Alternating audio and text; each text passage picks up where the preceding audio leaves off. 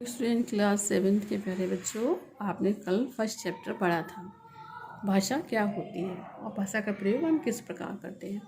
आज हम पढ़ेंगे बेटा वर्ण विचार। क्या पढ़ेंगे? वर्ण विचार। दूसरा चैप्टर है आपका वर्ण विचार। तो सबसे पहले हम देखेंगे वर्णमाला। किसी भी भाषा की सबसे छोटी इकाई वर्ण होती है। किसी भी भाषा की जो छोटी इकाई होती है वो वर्ण होती है।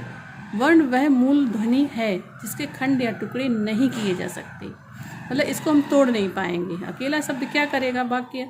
वो अक्षर अ क ख, इनको हम तोड़ नहीं पाएंगे, टुकड़े नहीं किए जा सकते। जैसे अ क ख ग च आदि।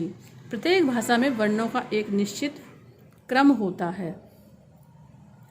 इस निश्चित क्रम में वर्णों का समूह वर्णमाला कहलाता है। मतलब प्रत्येक भाषा में वर्णों का एक निश्चित समूह होता है और इस निश्चित क्रम में वर्णों का एक समूह वर्णमाला कहलाता है।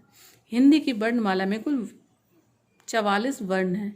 ये वर्ण दो प्रकार के होते हैं, स्वर एवं व्यंजन। देखिए स्वर क्या है? जिन वर्णों को बिना किसी सहायता के बोला जा सके वे स्वर कहलाते हैं। और स्वर वर्णों के उच्चारण में मुख से हवा बिना किसी रुकावट के निकलती है। मतलब जब हम स्वर बोलते हैं तो हमें किसी प्रकार की दिक्कत नहीं आती। हमारे जो स्वर होते हैं उच्चारण के समय मुख से बिना किसी रोक रुकावट के निकल जाते हैं।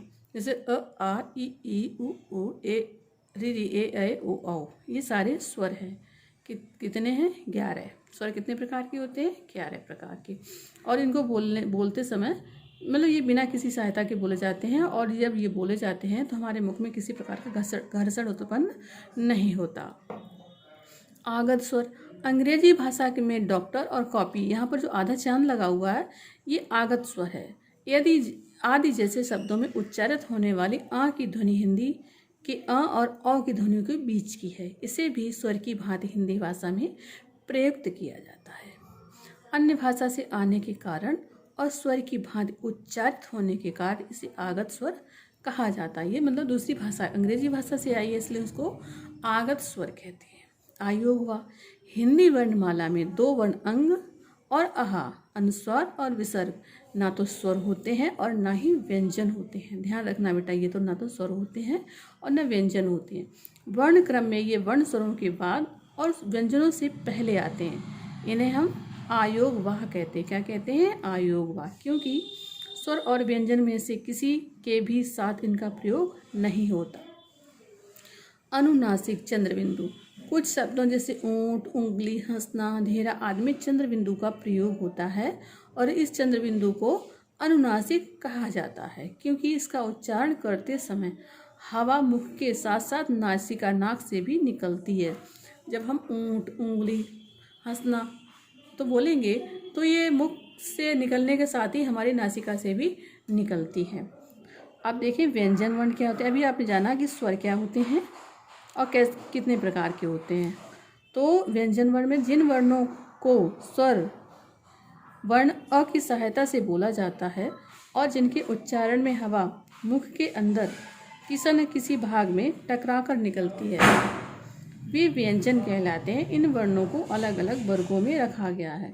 मतलब स्वर सदैव व्यंजन सदैव स्वर की सहायता लेते हैं, ये स्वतंत्र नहीं होते हैं और इनके उच्चारण करते समय मुख के अंदर किसी न किसी भाग से टकराते हैं। इन्हें हम व्यंजन कहते हैं। इन वर्णों को अलग अलग वर्गों में रखा गया है। जैसे क वर्ग क ख ग घ ड़, च वर्ग च छ ज झ य, ये हमारे स्पर्श व्यंजन होते हैं। इनको आप आगे पढ़ेंगे।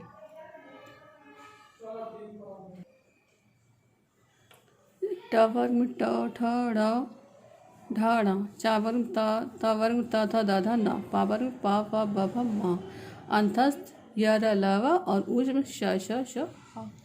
आप जानते हैं बेटा, आप जानते हैं कि व्यंजन वर्णों का उच्चारण में आ स्वर की भांति शामिल होता है।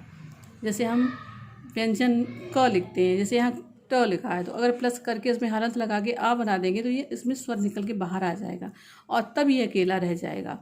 तो अतः इन वर्णों के में अरहित रूप में लिखना अ रूप में हल चिन्ह लगा होता है। जैसे क च ट प स, देखिए इसमें सब में हल लगा हुआ है।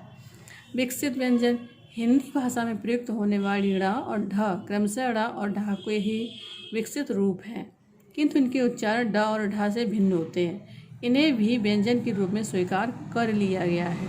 ये क्या कहते हैं? विकसित व्यंजन। पहले नहीं था लेकिन अब हो गया, इसलिए इनका नाम क्या पड़ गया? विकसित व्यंजन। आगत व्यंजन, इन व्यंजनों में अरबी या फारसी के मेज़, नफरत आदि जैसे शब्द, कई शब्द प्रयुक्त होते हैं। इनमें प्रत्येक वर्णों में ज और फा में नुक्ता लगा रहता है। जैसे ये बिंदु लगा, इसे नुक्ता कहते हैं। इसलिए इसको पहले नुक्ता नहीं लगेगा तो ज बोलेंगे, अगर नुक्ता लग जाएगा तो उसको ज बोलेंगे, मतलब ज।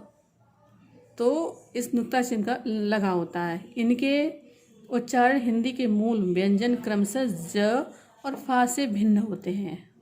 अतः भाषाओं से अन्य भाषाओं से आने और व्यंजन की भांति प्रयुक्त होने के कारण इन्हें आगत व्यंजन कहते हैं। ये बाहर से आए हैं, विदेशी भाषाओं के हैं और हमारी भाषा में ये प्रयुक्त होते हैं, इसलिए इनको आगत व्यंजन कहते हैं। अन्य आगत व्यंजन है जैसे क, ख, ग, लेकिन आजकल हिंदी में इनका प्रयोग लगभग समाप्त हो गया है।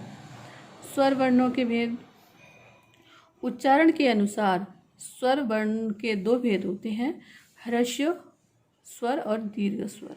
ह्रस्व मतलब छोटा, दीर्घ मतलब बड़ा। ह्रस्व इन स्वरों के उच्चारण में सबसे कम एक मात्रा का समय लगता है। ये वर्ण है अ, ई, उ और ऋ। दीर्घ स्वर कौन से हैं? इन स्वरों के उच्चारण में ह्रस्व स्वरों से दुगुना समय लगता है। ये वर्ण है आ, ई, उ, ए, आई, ओ, औ। एक अन्य प्रकार के स्वर जिन्हें प्लुप्त स्वर कहा जाता है की बनावट हिंदी की संख्या 3 की भांति होती है। इसका प्रयोग केवल संस्कृत के कुछ शब्दों में ही होता है, जैसे ओम। ओम अगर पढ़िए तो लंबा जाता है, तो इनका समय 3 मात्रा जितना लगता है। इस स्वर के उच्चारण में ह्रस्व स्वर से लगभग तिगुना समय लगता है। अभी थे आपके स्वरों के भेद, अब है आपके व्यंजन के भेद। देखिए, उच्चारण के अनुसार व्यंजन वर्ण के 3 भेद होते हैं। स्पर्श व्यंजन जो मैंने अभी आपको बताया था, अंतस्थ व्यंजन और ऊष्म व्यंजन। स्पर्श व्यंजन क्या है?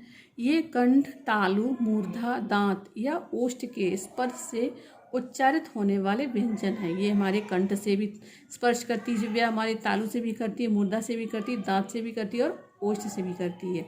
तो ये क वर्ग से मा वर्ग से सभी व्यंजन स्पर्श व्यंजन होते हैं। अंतस्थ व्यंजन, ये जीभ, तालु, दांत और ओष्ठ के परस्पर सटने से उच्चारित होने वाले व्यंजन है। ये य, र, ल, व।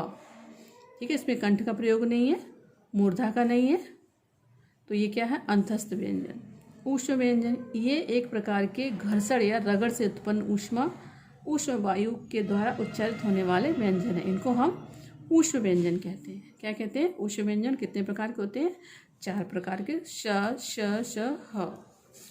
तो बेटा, आज आपने वर्ण विचार में स्वर और व्यंजनों का अध्ययन किया। आगे का चैप्टर हम आपको कल पढ़ाएंगे।